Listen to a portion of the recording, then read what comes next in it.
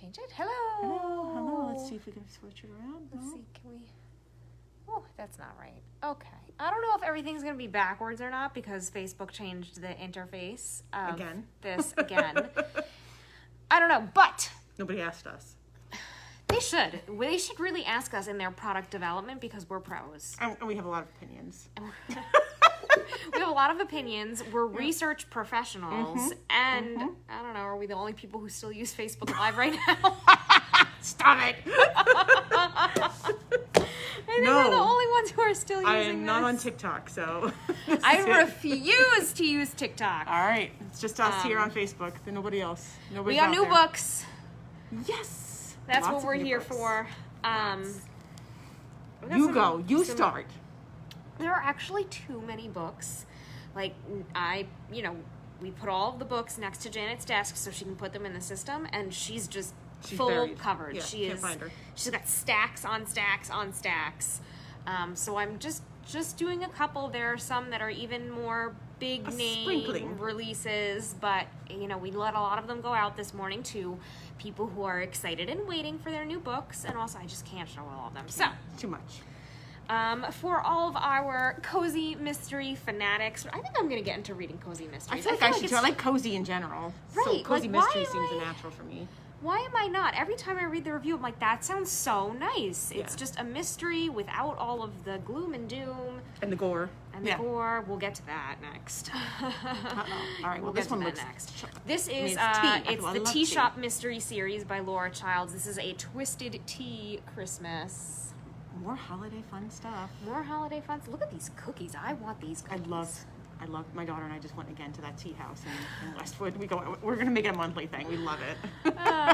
A Christmas corpse turns holiday cheer sour. That's like coal in your stocking, I guess. Tea. Christmas corpse. Hey, he's bringing out the Christmas corpse instead of the Yule log. Is that for people like me who like to decorate for Halloween and Christmas? Oh, well, let Exactly. me just put a Santa hat on the And then it's corpse. just gonna stay there all year long. And Valentine's Day, it'll be there. Yeah. Yeah. Well, Look yeah, how we'll cute put some it hearts is. on him. We could give him some bunny ears for Easter. exactly. It's the holiday corpse. And then we could have a series. To write our own series. Good. Nobody steal our idea. No. So a tea maven named Theodosia Browning and her tea sommelier, how do you get that job? Oh my gosh. Drayton are of catering tea. a Victorian Christmas party at a swanky mansion in downtown Charleston. Oh. Okay, swanky's good. As the champagne flows and the tea steeps, that's my kind of party. Champagne and tea. I'm going to go for the tea, but... Me too, actually. Champagne and tea, that's a great party. It is a good champagne, though. For tea. Drusilla, the host, is pleased with the success of her soiree, and she reveals a secret plan to Theodosia. She has brought the cream of Charleston society together to reveal that she is planning to give her wealth away to various charitable organizations. However, before she can make the announcement, Theodosia finds her crumpled and unconscious in the hallway. It looks like the excitement has gotten to the elderly woman, but it may have been helped along by the syringe stuck in her neck. Yikes! And then one of the Look things at that I that. love about Cozy Mysteries is that there are always recipes at the end. Oh. Let's see what recipes there are. I love the names there are. Theodosia and Drusilla. Like, what is it, Cinderella's family? Pumpkin pecan dump cake, a holiday ham gosh. blaze, a shrimp ball. I don't know what that is. Simply delicious fudge. That's more up my alley. Chicken and chutney tea I may have to get sandwiches. that. Fried green tomatoes, pork chops with apples. Ooh, lobster hush puppies. Lemon cream scones, I love hot crab dip, scones. Haley's fried coffee cake. Because coffee cake isn't good enough. You gotta It's fry not it. already full of butter and oil Yeah, enough. gotta fry it. Oh my gosh. Oh, my you stomach. do it on the stovetop. Okay. Wow, so that's why I guess it gets a Oh, like crispy. maybe on the bottom. Yeah, you do it on the stovetop instead of in the oven. Hmm. Interesting. My stomach's stumbled. I know, I'm hungry. Yes, That was please, not the more point. tea. That was not the point of sharing more this tea book. and little biscuits and stuff. Bring it on more. Now on the Oh, no. on the other side of things, let's go back to gore. Gory, uh-oh. This is a horror cover. novel. It is called The Death of Jane Lawrence by Caitlin Starring, and it is apparently very gory. Oh boy. And it reminds me kind of like a Bluebeard type story. Oh wow. And it literally says right on top, don't read this one alone at night. So I won't. I'm gonna listen. I'm gonna take their advice, and I will not read this one alone. Marie's like, I don't know if I'm gonna read this one at all. No, definitely not. It sounds terrifying, but. Practical, unassuming Jane Shoringfield has done the calculations and decided that the most secure path forward is this: a husband in a marriage of convenience. And he will allow her to remain independent and occupied with meaningful work. Okay. Okay. Her first choice is the dashing but reclusive Dr. Augustine Lawrence. He agrees to her proposal with only one condition: that she must never visit Lindridge Hall, his crumbling family manor outside of town. It's like Beauty and the Beast. Don't go in the West Wing, Right, Belle. right, you know right. what Belle wants to do? She wants to go in the West Wing. Yeah, yeah. Same as Bluebeard. Don't go up the tower Does and anybody open else the have doors. a crumbling family manor that they could? That no one's allowed to go into. Yeah. Let's hear Guess about what it. I'm going to check out first? Crumbling Family Manor. On their wedding night, an accident strands her at his door in a pitch-black rainstorm, and she finds him changed. Gone is the bold, courageous surgeon, and in his place is a terrified, paranoid man, one who cannot tell reality from nightmare, and fears Jane is an apparition, come to haunt him. By morning, Augustine is himself again, but Jane knows something is deeply wrong at Lindridge Hall, and with the man she has so hastily bound her safety to.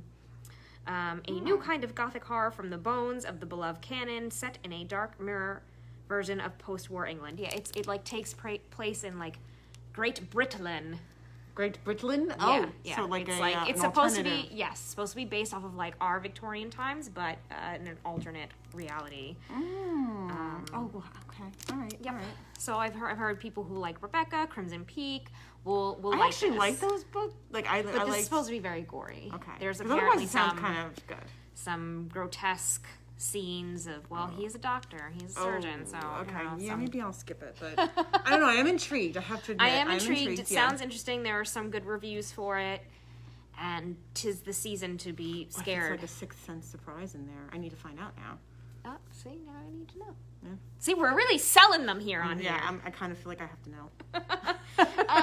From the author who brought you A Gentleman in Moscow, we now have The Lincoln Highway. That looks like a hefty tome. Yeah, look at how big this is. Oh, wait, this is the large print one. That's why. Oh, okay. I was like, wow, that is a big book. I took the large print one because I knew that somebody was definitely waiting for the regular print Okay, one. all right. Oh, no, maybe this is the... Oh, no, Oh, this no, is that the is regular it. print one. That is a very Actually, I think the wordy- large print one comes out next week, so wordy that'll book. be even better. wordy.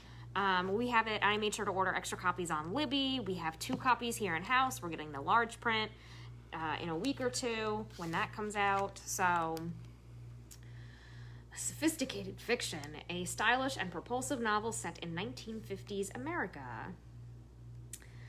June 1954, 18-year-old Emmett Watson is driven home to Nebraska by the warden of the juvenile work farm where he has just served 15 months for involuntary manslaughter. Yay! Yikes. Gosh. We're really cheerful here Yeah. today. His mother long gone, his father recently deceased, and the family farm foreclosed upon by the bank. Emmett's intention is to pick up his 8-year-old brother Billy and head to California, where they can start their lives anew. But when the warden drives away, Emmett discovers that 2 friends from the work farm have hidden themselves in the trunk of the warden's car. Together, they have hatched an altogether different plan for Emmett's future, one that will take them all on a fateful journey in the opposite direction to the city of New York. Spanning just 10 days. This is just 10 days. Wow. And told from multiple points of view, Towles' 3rd novel will satisfy fans of his multi-layered literary styling while providing them an array of new and richly imagined settings, characters, and themes. So if you liked A Gentleman in Moscow, you will, I'm sure, love this. It got good reviews. It has super high demand, so get your name on the list while you can. It's going like hotcakes. And it's also a Read with Jenna book club pick, because why wouldn't it be? Well, how does she know about these things ahead of time? Well, I mean, guess we've all known about this one. She just wanted to slap her name on it first, I'm sure. Okay. All right. She picked it. Got it. And then, okay, the rest are young adults. So then in the nonfiction, we have one from Stanley Tucci. He's fun. I adore him. It's called Taste My Life Through Food, and I saw recently that there was an interview, I guess, while he's going on press tours for the book, that he, has kind of changed his life over from, acting and being in front of the camera to being in the kitchen. And we do have a cookbook of his in our stacks too. Yeah. Okay. I think it's called Tucci's Table. I think. Oh. Yeah. So he apparently he just loves to cook, and it's just something that he is pursuing. I'd love to have more dinner and with more. him. Me too. I feel I'll like that take would an be- invite, Stanley, anytime. My friend I don't Stanley like Tucci. fish. We would But love. I'll pretty much eat anything else. We'd love to have a dinner meal with you. Yeah, yeah. Come join us at Two the library. lovely we'll have librarians looking for dinner with Stanley Tucci, because you're a lot of fun. And the fact that he likes to cook, that makes me even happier. Oh, Yep. did he make this picture too? Yes, This look is that beautiful. little sketch that has his name on it. This guy's too much. This is too much. You're too much. No, too much talent. I don't like it. You're too much, Mr. Tucci. We love you. Award-winning actor and food obsessive, an intimate and charming memoir of his life in and out of the kitchen. Just talking about his upbringing and the Tucci Table. That's the one we have. Okay. Oh, His upbringing, his Italian-American family, the intersection of food and life filled with anecdotes about growing up in Westchester, New York, preparing for and shooting the foodie films Big Night and Julie and Julia, falling in love over dinner, and teaming up with his wife to create meals for a multitude of children. that sounds so Good awesome. times and bad, 5-star meals and burned dishes. It's heartfelt and delicious. Okay. I don't like this. Too much talent in one person. I know. Spread the wealth. But Signature wry humor for anyone who knows the power of a home-cooked meal. They are very powerful, actually. Beautiful artwork too. So he writes, he cooks, he acts. Why are you like draws, this? has art. He's an artist. This is too much. But Oh, look, there are even some recipes in here. Eggs with tomato. Some simple pasta con aglio e olio. Look at that. A Negroni. I know he's just the type of person who can throw it together too. Probably, because he just throws seems it like all he's together. awesome. So Doesn't need the recipe. you can come grab this book. You can request it, call us, drop in and grab it, and then grab a copy of the Tucci Table, which is in our cookbook section. There you go. I like the A alliteration. perfect pairing. I've given you a pairing. You give me a lot of alliteration too. I love alliteration. The Tucci Table, perfect Tucci pairing. Table. It's It's just librarian Word humor. It's nerds. okay. Nerds. word nerds. Nerd power. We love it. Let's move on to young adults. We have a brand new Miles Morales Very popular. comic. Yep. This series has gotten to be pretty big. This is the 5th one. So I know everyone loves Miles Morales right now, and why wouldn't you? beautifully Miles illustrated. Morales, he's just like us. So, well, If kind we of. could have if we superpowers, had yeah. webs that we could shoot from Yeah. our wrists. And we're very strong and powerful. Yeah. Well, I think teenagers Otherwise, guy next door. teenagers like Yeah. Miles Morales because he's just Yeah. Boy next door. yeah, he feels like them. And then we have this one from Sharon Cameron. It's called Bluebird. His cover is very intriguing. Upside down images, a bird. What's going on here? Our favorite time period, 1946. Seems to be, yeah. It's the time. Eva leaves behind the rubble of Berlin for the streets of New York City, stepping from the fiery aftermath of one war into another, a far colder one where power is more important than principles and lies are more plentiful than the truth. She holds the key to a deadly secret, Project Bluebird, a horrific experiment of the concentration camps capable of tipping the balance of world power. Both the Americans and the Soviets want Bluebird, and it is something that neither should ever be allowed to possess. But Ava has not come to America for secrets or power. She hasn't even come for a new life. She has come to America for one thing: justice, and the Nazi that has escaped its net. So, a thriller ripe with intrigue and romance that is chilling and poignant. And this is a teen book? Mm-hmm.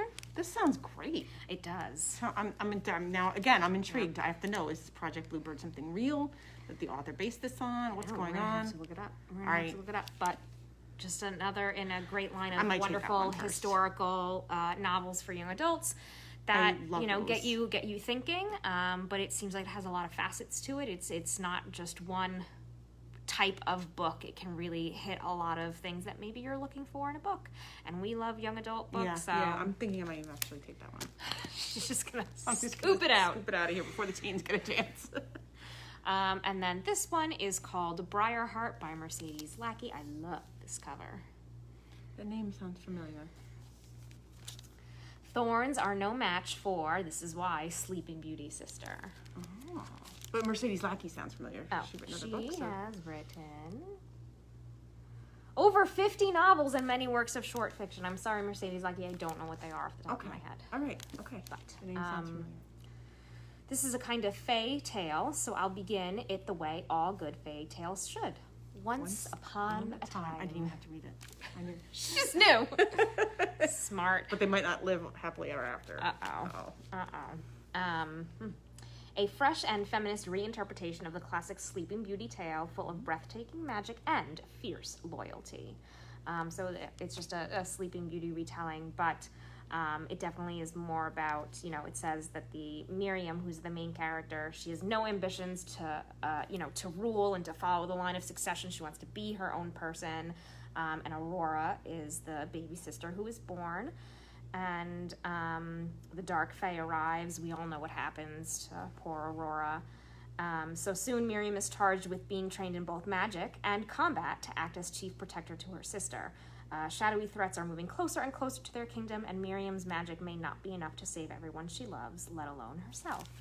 Ooh. So instead of, 3 fairies protecting her, it's her sister, and what she had to go through, and the ways that it changed the course of where she wanted to go with her life. So it sounds really interesting.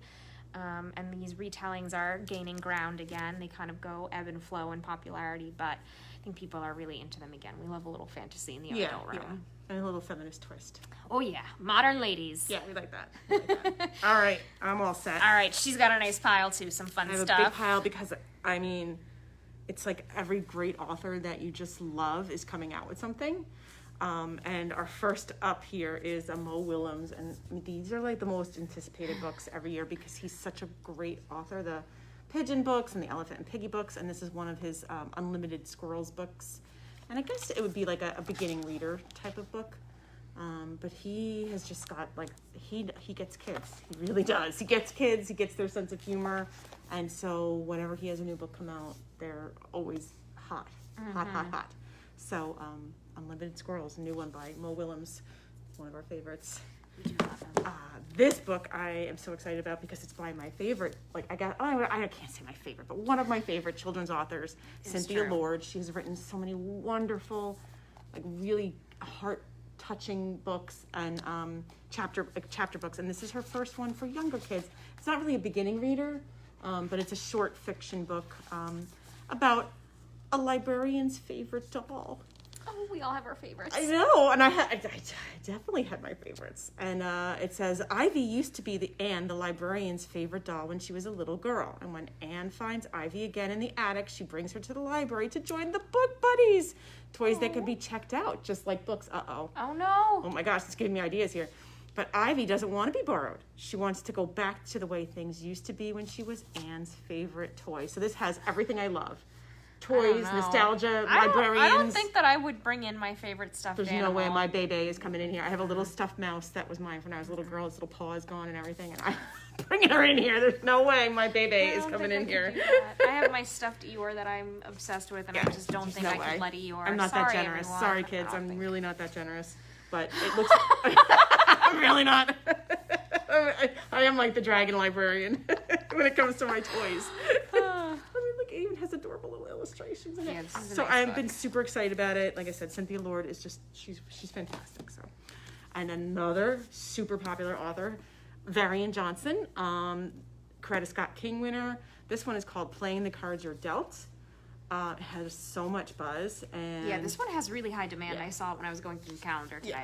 Woo. Yeah, this one's got, because this author now is coming out with great, and he just wrote, which the kids loved, was The Parker Inheritance, which was kind of like a mystery type family story. This one is different.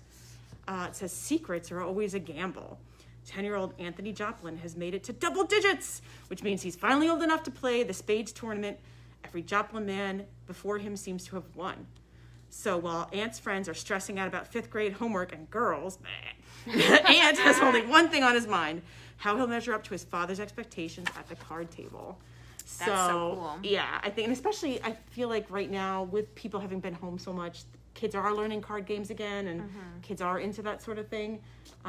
Just games in general, family games and stuff. And then this one is, I guess, a little twist of family. What's the word I'm looking for? Like a challenge or like competition. So anyway, great author, great new book. This author I'm not as familiar with, but this book had a lot of buzz too. Susan B. Won't Back Down, about a little girl named Susie B. And apparently she's named after Susan B. Anthony. And she has a chance to run for student government, I believe is what that said. Yeah.